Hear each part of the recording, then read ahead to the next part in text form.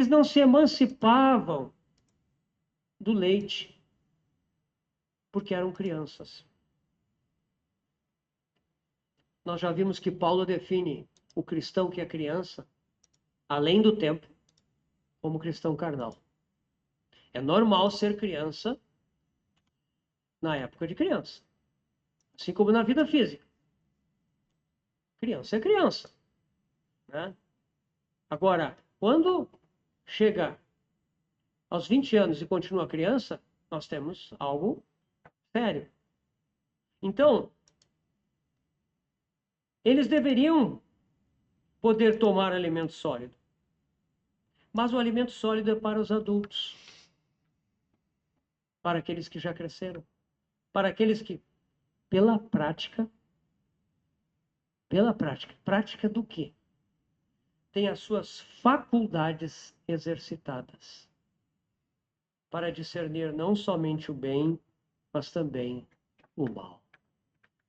Faculdades exercitadas, o que é isso? Tem irmãos que traduzem aqui sentidos espirituais.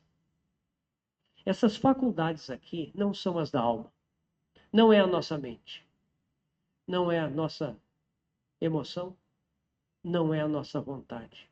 Essas faculdades aqui são as faculdades espirituais que o espírito humano possui para nos conduzir. São essas faculdades que nós precisamos exercitar, irmãos. Para andar no espírito, essas faculdades precisam ser exercitadas. Meus irmãos, aqui é muito importante, a divisão de alma e espírito, ela visa separar isso, porque é muito comum que o cristão pense que exercitar essas faculdades espirituais é simplesmente continuar pensando com a mente, sentindo com as emoções naturais, desejando, querendo com a vontade natural, usando assim a alma para viver a vida cristã, usando a vida natural que nós temos, herdada de Adão, para viver a vida cristã. Essa confusão precisa ser desfeita, porque senão nós não vamos descobrir a grandeza e a riqueza da vida eterna que nos foi dada. Nós não vamos entrar nessa seara. Por quê? Porque nós vamos estar continuamente tentando viver as riquezas e as glórias da vida cristã pela energia natural do velho homem. Isso só leva a fracasso, a decepção, frustração.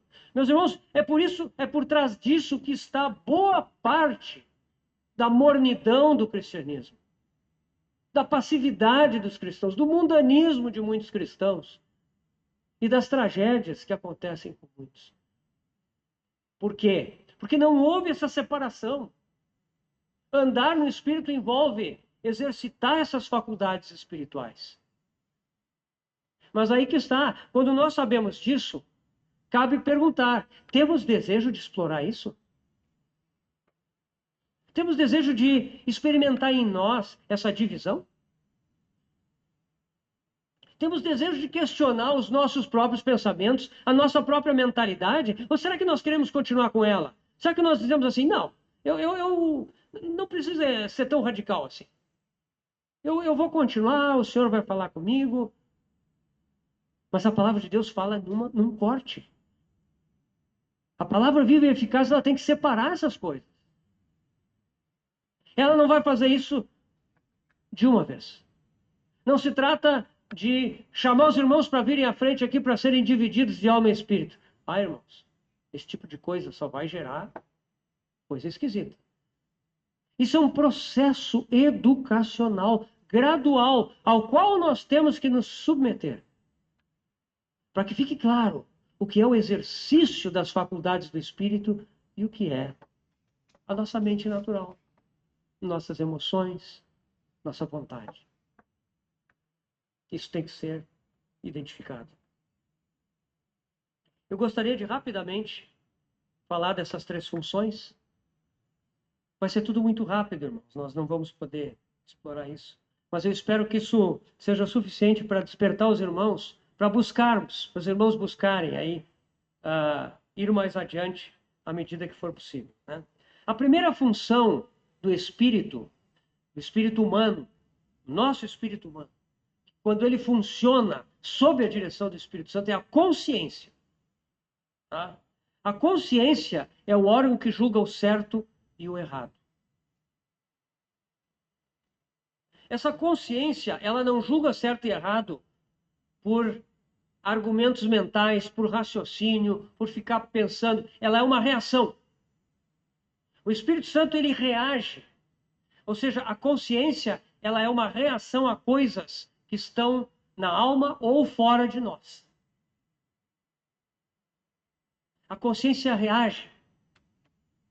Eu só vou citar um versículo aqui, que é João 13, 21.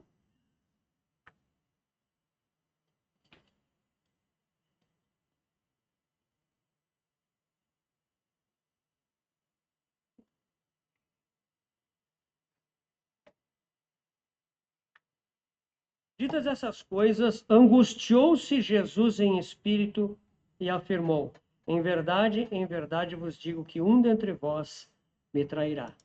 Jesus aqui sentiu uma angústia de espírito, percebendo que esse era o momento da traição. A consciência, ela se identifica, ela é parecida com a nossa natureza sentimental, com as nossas emoções. Só que a fonte não é eu mesmo. A fonte é Deus. O que acontece? Nós estamos diante de uma situação e de repente nós perdemos a paz. A nossa consciência se perturbou.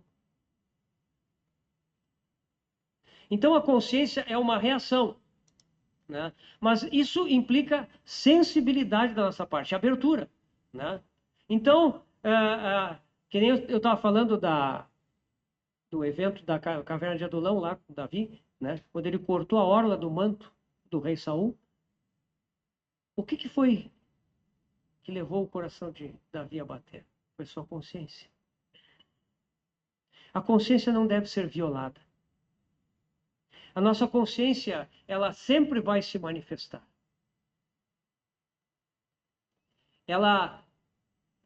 A consciência, ela se manifesta até mesmo antes da conversão. Basta ver lá em Romanos 2, 14 e 15, quando fala, né, que no próprio gentio, a sua consciência e os seus pensamentos mutuamente acusando-se ou defendendo-se. Né? No próprio gentio, a consciência, embora não habitada pelo Espírito Santo, ela ainda tem um funcionamento, como é que eu vou dizer? É uma voz enfraquecida, que ainda tenta despertar o homem, e ali é a porta da salvação. Então a consciência, quando ela é renovada pela habitação do Espírito Santo, ela se torna muito sensível. E nós precisamos atender essa voz. Eu não estou dizendo, irmãos, que qualquer coisa que a gente, né, mas a gente tem que voltar ao Senhor, tem que sondar o Senhor. Porque a consciência é esse órgão sensitivo do Espírito, que ele nos avisa, né? Às vezes a gente está pronto para levantar a voz. Aí a consciência nos... Às vezes a gente levanta a voz mesmo. E a consciência vem em seguida, né? Reprovando. E aí a gente deve pedir perdão ao Senhor e à pessoa com quem nós estamos falando.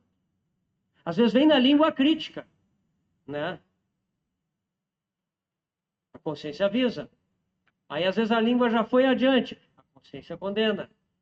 O que devemos fazer? Pedir perdão. Inclusive para a pessoa a quem nós fizemos crítica de outros, né? Então, essa é a voz da consciência. A intuição, ela não é um órgão de reação. Então, se a consciência se assemelha às nossas emoções naturais, mas a fonte é diferente, a intuição é um conhecimento que nós recebemos independente da nossa mente. A intuição é uma revelação. Às vezes nós chegamos num ambiente e sentimos algo estranho. Às vezes nós encontramos uma pessoa, conversamos com ela e percebemos algo estranho naquela pessoa.